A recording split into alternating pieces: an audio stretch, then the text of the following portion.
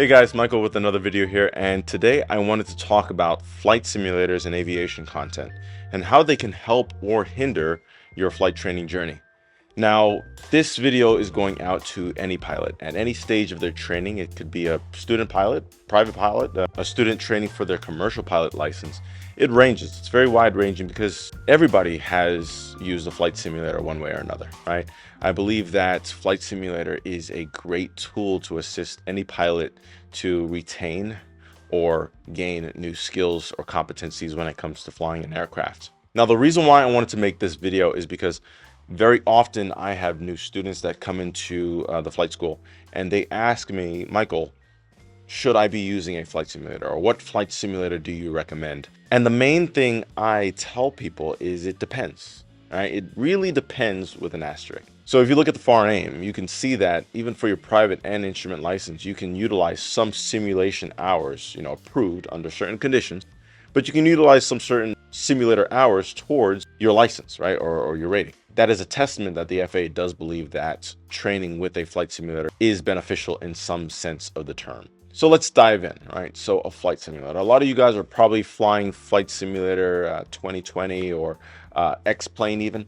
And the reality is, if you have not touched or gotten inside an aircraft, or if you are still in the first few lessons of your flight training journey, it can actually be detrimental to your training.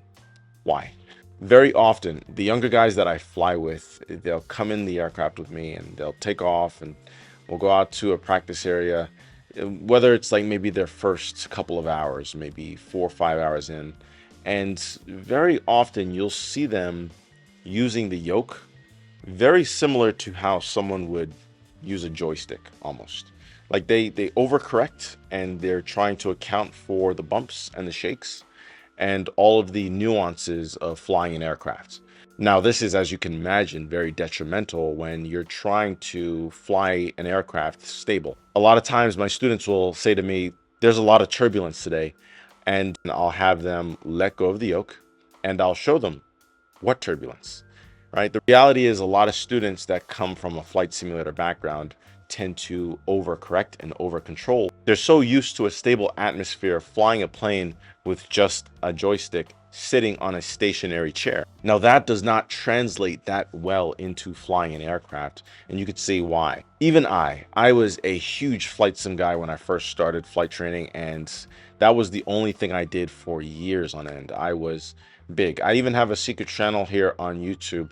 I'll let you guys find that out, but I used to do machinima content on flight simulator. So I used to release videos. I did work for Microsoft, Lockheed Martin. I did their Prepare 3D promo. I also did work with Icon Aircraft, some of their Oshkosh booths, and I did get a lot of exposure in aviation.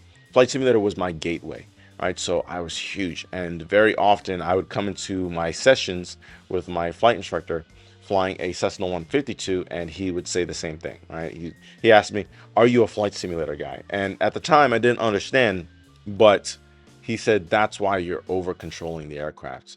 And today, now that I'm a flight instructor, I see that so often when new students come in. It's very surreal to be in that position, to see someone overcorrecting like that.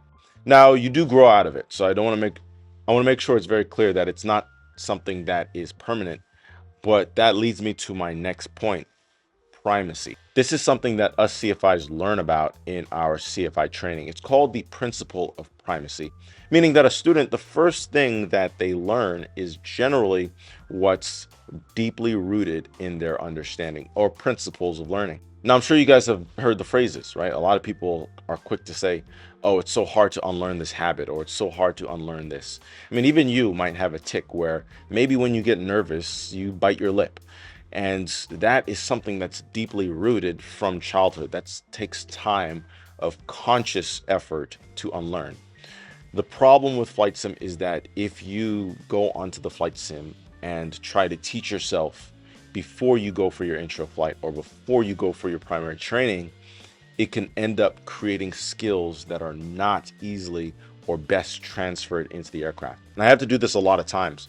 A lot of students, they'll come in and they'll rip off a bunch of information about the aircraft and they'll tell me, I've been flying flight sim for so many years, so I know exactly what to do and this and that. And then when they get into the aircraft, it's not exactly one-to-one or exactly as they recall it.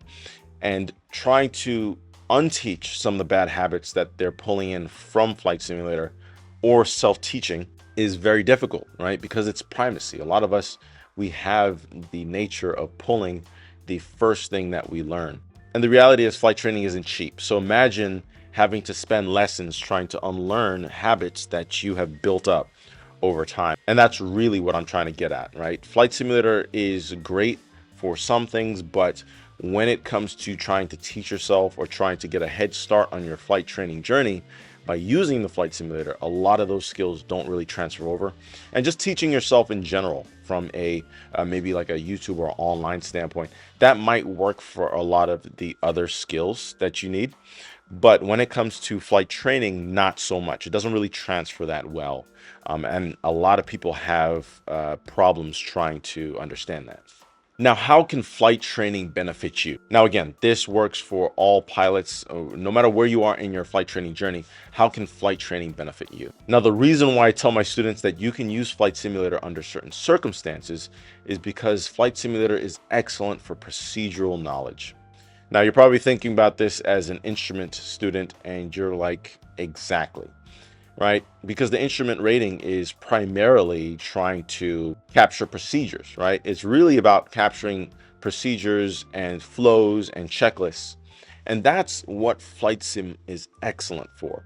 So I urge any pilot out there that's looking for a simulator solution to make sure that you're utilizing it for checklists, for procedures, for running through maneuvers, right?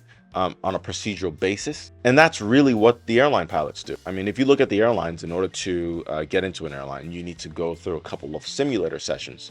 And those simulator sessions are really primarily procedural based. When it comes to the procedures, that's what a simulator is excellent for. So for example, a student pilot learning may want to take a picture of the checklist that he has in the Cessna 172 and may want to pretend like he's going around and walking around the aircraft in flight sim and pointing out different elements on the wing or different elements on the tire that you may need to check in real life. Now you do the same thing inside, right? Running through your checklist on the inside so that it's second nature. Whether it's turning the compass to the heading indicator or whether it's the run-up procedures. Those type of things make a lot of sense to apply to a simulator standpoint. But the negative comes in when students try to fly in the flight simulator and then try to translate those flying muscle memory skills over to the real life aircraft.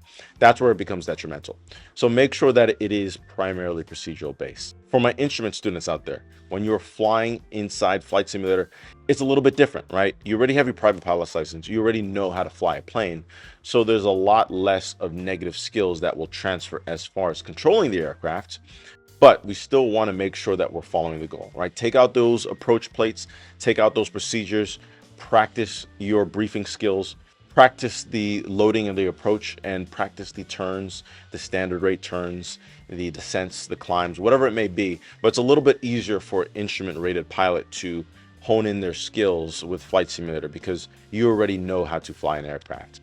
And that fundamental can be used for commercial pilots or multi-engine pilots, right? Just make sure you're keeping it a standard to checklist and procedures.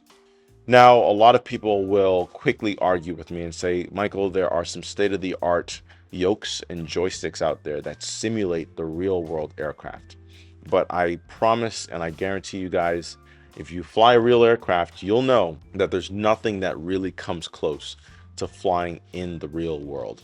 And that's really it, right? That's what I want to make sure that you guys know. Make sure you're doing your flight training right by using the flight simulator appropriately. It'll save you so much headache and so much problems when you're going into flight training. Guys, I really hope this video spoke to you. I really hope this video has inspired you, and I hope it helped, right? I hope it gave you a little bit of a perspective. You know, flight simulators are a gateway, right? They're a gateway into aviation, and I love them. I still fly flight simulators to this day. It's something that got me into aviation, And to this day, it's really fun experimenting in different aircraft. So I think it's great for also entertainment value. And even if you do want to use it for flight training or mix the two, I think that's super beneficial as well. Guys, if you liked today's video, feel free to like it. And if you want to see more of my content, feel free to subscribe. But until next time, I wish you guys blue skies and tailwinds, and I will see you in the next one.